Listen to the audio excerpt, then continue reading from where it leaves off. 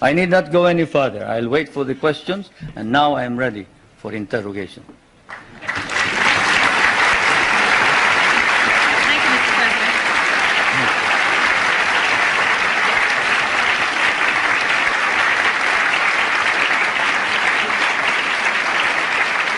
Thank you, Mr. President. Please give us details on your meeting with President Reagan. Did you seek any firm commitments? Did you get them? Well, a firm commitment as to when we are going to review the basis, yes. A firm commitment that a mechanism be set for the study of our economic problems, yes.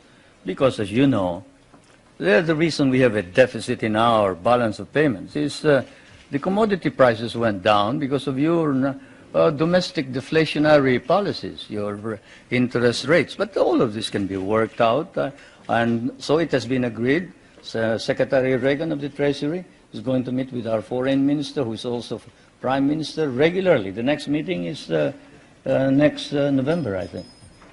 So we have worked that out. The national security matters will be worked out by the defense minister. The two defense ministers are also meeting in November. Those are the specific ones. We have also entered into a tax agreement and air agreement. This afternoon, tomorrow, there will be some kind of agricultural agreement. As you know, we have one of the most modern and biggest concentration of agricultural and natural scientists in Asia. This is in Los Baños, the University of the Philippines. And we have biogenetics, we have plant engineering, we have, name it. You remember that the International Rice and Research Institute is based there, and that it was the one that produced the new type of rice which produced the rice green revolution. And we help your scientists produce the corn that can fight mildew. When your scientists could not produce it, we did. That center is going to be developed. We are also hoping to be able to exchange technology on non-conventional energy and other matters. It has been reported that your government will seek $2 billion in rent from the U.S. for the Philippine bases. Is this an accurate report? No, it is not. We have never talked about figures. Louder and clearer. We can understand the question. The question was, is it correct that we have demanded $2 billion in the rent? The answer is no. We haven't quoted any figure. What we have asked is this. We want a study. What is it that is necessary in order that we can perform our job? You and I know that if the Philippines is attacked, the United States is not necessarily bound to immediately react, because the provision of the Mutual Defense Pact is that you will immediately take steps as is necessary to meet the contingency in accordance with your constitutional processes. What does that mean? That means that you go to the Senate and the House of Representatives. What does that mean? That means delay while we are dying there.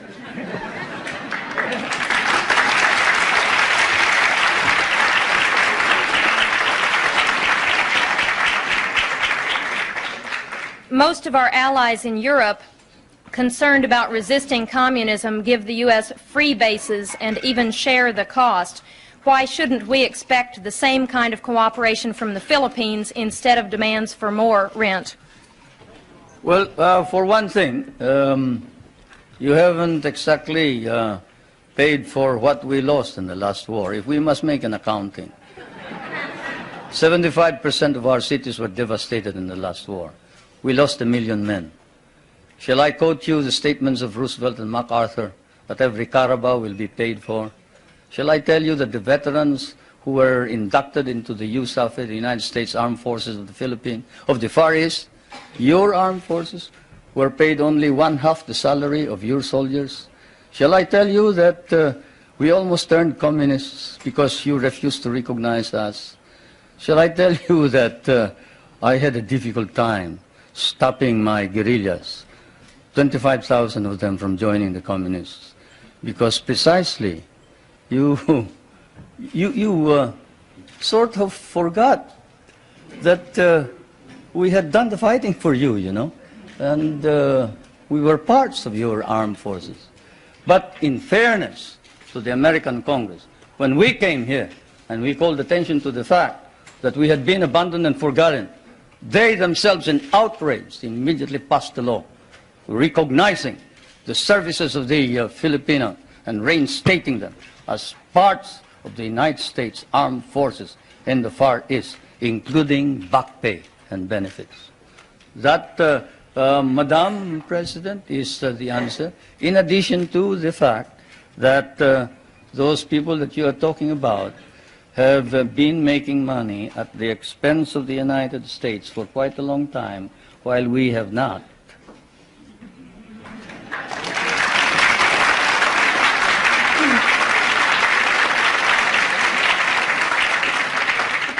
After the attack on Pearl Harbor, U.S. bases in the Philippines could not be defended. Why should we expect that in another war these bases would be more reliable? That's one of the questions that I wanted to find out.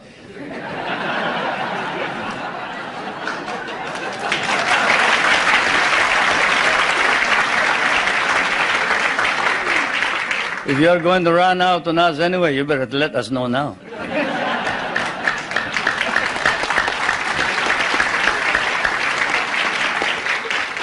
Is it true President Reagan has not raised with you any concern about repression and human rights? Well, he sort of spoke of the fact that we have all this constitutional provision.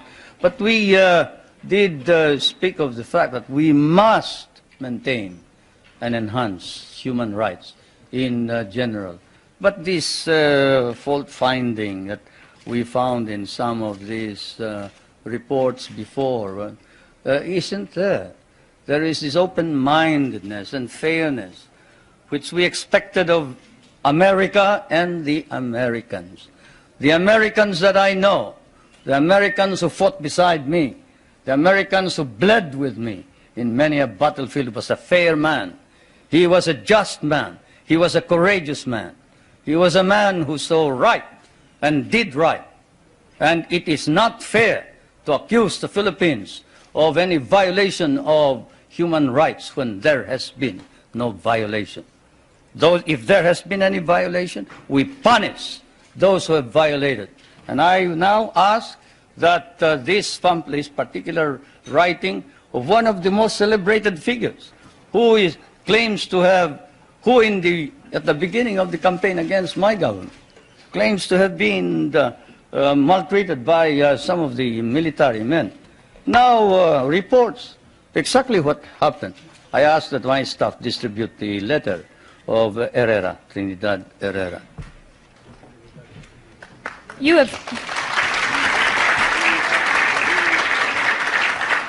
have indicated that the allegations about political repression and human rights are overblown. How then do you explain the findings of the international independent group Amnesty International, which documented cases of torture, disappearances, and illegal detention? Well, I'll tell you that the Amnesty International has never come to the Philippines. That's why all they talk about is something that they obtained hearsay. Let's give one specific example. Father Abedicio, a famous case. Father Abedicio is supposed to have disappeared. He is a member of the clergy in the Philippines. He's a Filipino. He disappeared and we couldn't locate him. Not even my best intelligence officers could locate him. And what did we discover after 6 months? We discovered he had run away with somebody who claimed to be a nun, and he was in Germany. How do you like that? And we got blamed for it. We got blamed for it. That's it. That's how the Amnesty International has been reporting all this thing. This questioner says, I have been in Manila and talked with both Filipino and U.S. businessmen. They say the Philippines are the most corrupt nation in the Association of Southeast Asian Nations, and that your wife's nickname is Miss 10%. Will you comment? They must mistake us for another nation. He must have been living in the bar. Because I can tell you, there is this man, Justice Pamaran, whom I just introduced to you. He is the ombudsman. You who know what an ombudsman is, knows exactly what he can do. He doesn't wait for evidence. Any rumor whatsoever, and he investigates it. You talk about my wife. Not that I would like to defend her. She can defend herself any time. She's quite capable. But perhaps that statement was said of another First Lady, not my wife. Certainly not my wife. Perhaps I can tell you that the property of the Marcoses has been brought into a blind trust. And not a 2020 blind trust either. It's a real blind trust. And we don't know exactly how that blind trust operates the property. The only property that we have control of are two or three houses, one in the province of Ilocos Norte, no, two in the province of Leyte, and one in Manila, 5. Then the schooling for the children, up to possibly a doctorate. Beyond that, all income goes into the Marcos Foundation, which is the foundation that embraces all property. Do you think that if there was any corruption by the Marcos family, that we can maintain the present prestige and leadership of the Marcoses in the Philippines? What do you think the Filipinos are? They are a very literate people. Literacy in the Philippines has increased up to 90% nationwide, and in Manila it is 100% literacy. And if there was any indication whatsoever of any of these corruption that you talk about, and whoever said that sounds like he has been in the wrong company. Probably the guys that he was working with may have been engaged in corruption. I'd like to know who they are. Then we'll go after them. But I can assure you, if any public official engages in corruption, he will land in jail. That is definite. What do you say to critics who say your health is poor and you won't be around very long, but your wife may be? Anybody want to try me in the ring?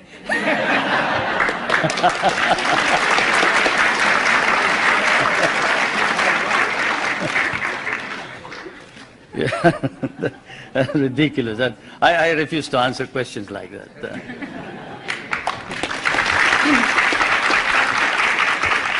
Two related questions. You are indeed a family man. Your wife, your daughter, your brothers are all government officials. Do you think the next president of your country will be a Marcos, and would you like for your wife to succeed you as president? No. The problem here, of course, is that one, you do not understand the Philippine politics. You see, first of all, my brother, did you say my brother was governor? Government officials. My brother volunteered his services for Medicare. Did you want him to withdraw his voluntary services as a medical officer? He is serving our country practically free, abandoned a very profitable medical career in order to serve what we have as Medicare, which is your Medicaid, no? Yes. He is not a government official by any means. This is a voluntary organization. My wife was elected.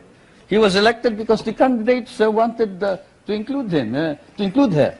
They wanted somebody to carry them. Minister Romulo will tell you that without the support of the governor, who happens to be well liked by the people of Manila, they probably wouldn't have won in the last elections. It's just a matter of helping out. in the political campaign.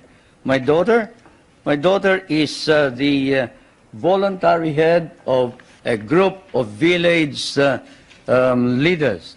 That is not a political organization. That's not a government organization. This is an association of young kids who are organized in order that they can help each other. Kabataan Barangay.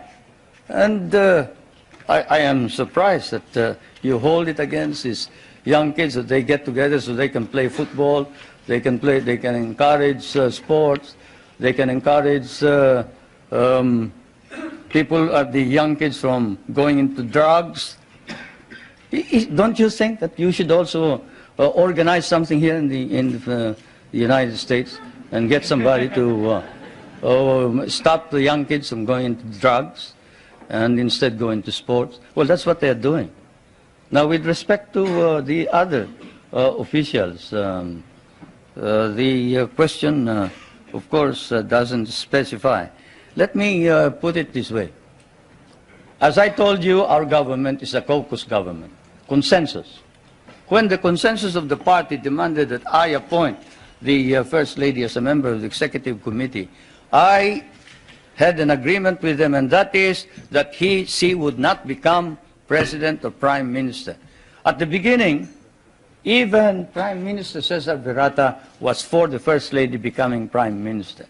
But the First Lady and I stood our ground, and we nominated the Prime Minister Virata instead. Now, is that the action of anybody who is preparing to take over as a dynasty? Now, my other daughter, well, she is in Pennsylvania. She's studying voice culture, and she is in anthropology. I don't see what connection that has with politics. Mr. President, your opponents say this trip is costing between $5 million and $20 million. What is the budget for your trip? It's ridiculous. My cabinet is spending only a very minuscule part of that.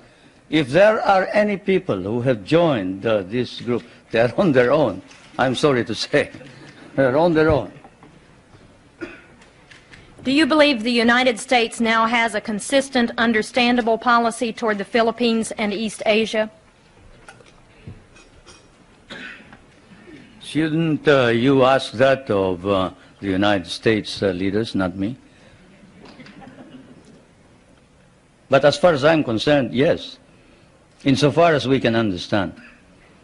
What I see is a resurgent American nation under a new leadership, trying its very best, earnestly trying to arrest decline and slide in prestige and in policy, in domestic and foreign policy.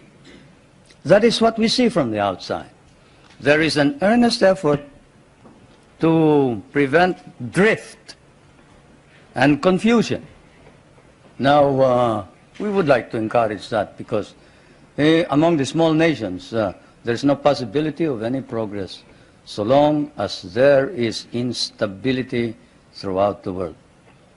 And so, as I said last night, what I see now, 16 years after my last visit, actually my last visit was when I came to participate in the memorial services of President Eisenhower in 1969.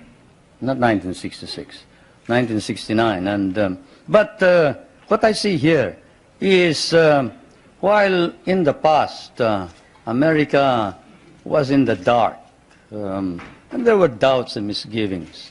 There were fears that you were tiring, you were weary, you doubted your own strength, you didn't know where you were going. But now there is hope, and the phenomenon is what we see is an America emerging out of the shadows. It's still partly in the shadows, but it's trying to emerge. And certainly under the leadership of President Reagan, it's trying to organize an integrated, understandable foreign policy. And that's what we see.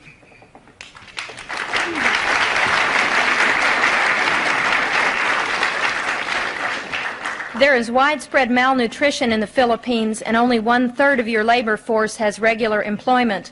Given this, how do you justify the prosperity in which you, your family, and friends live? You must like us, the way you ask those questions.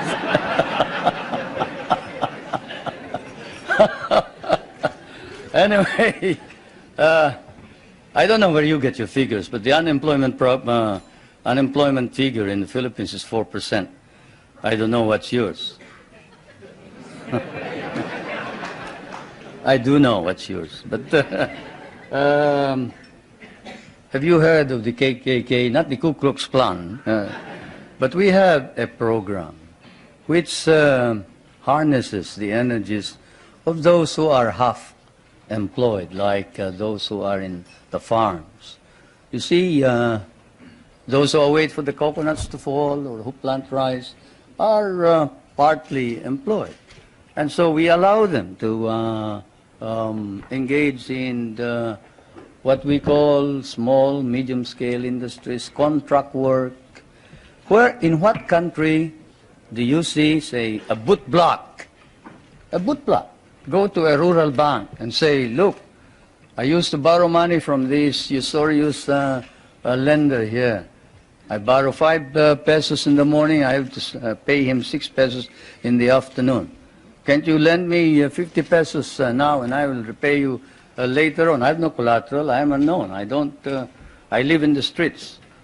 And in what country will you see the rural bank lend this boot block money after looking at his shoe shine stand and gathering all the other shoe shine boys and putting them to work and getting them to repay this indebtedness, not in a week, but perhaps even in a day?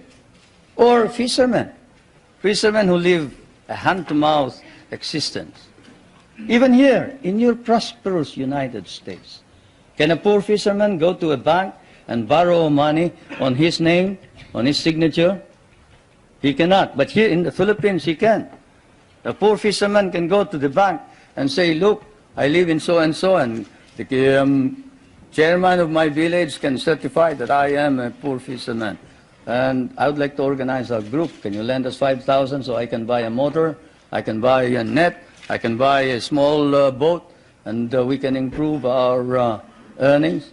And under our laws, we have set aside funds which then are lent out.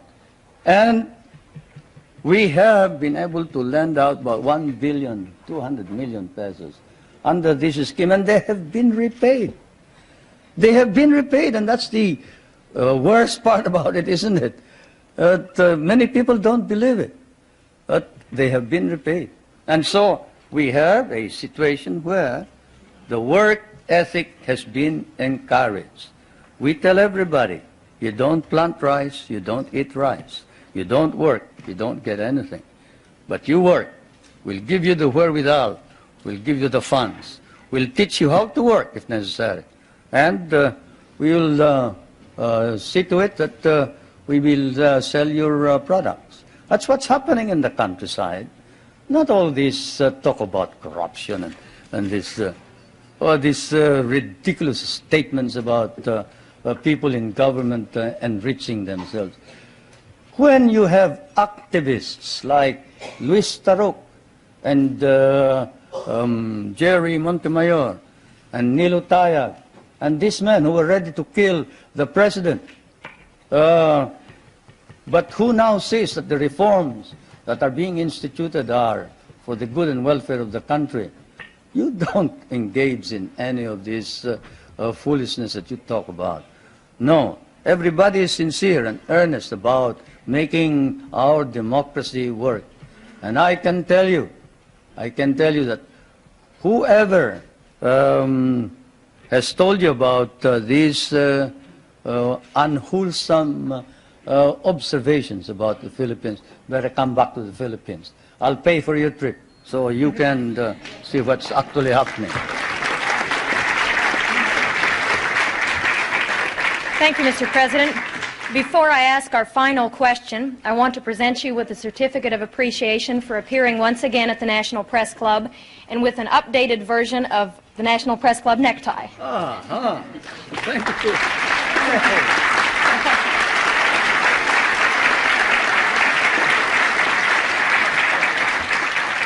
And now our last question. Is it really true, as your biography states, that you were born in a thunderstorm? How should I know? But my mother says so, yes. My mother says so, and I guess if you can't believe your mother, whom will you believe, huh?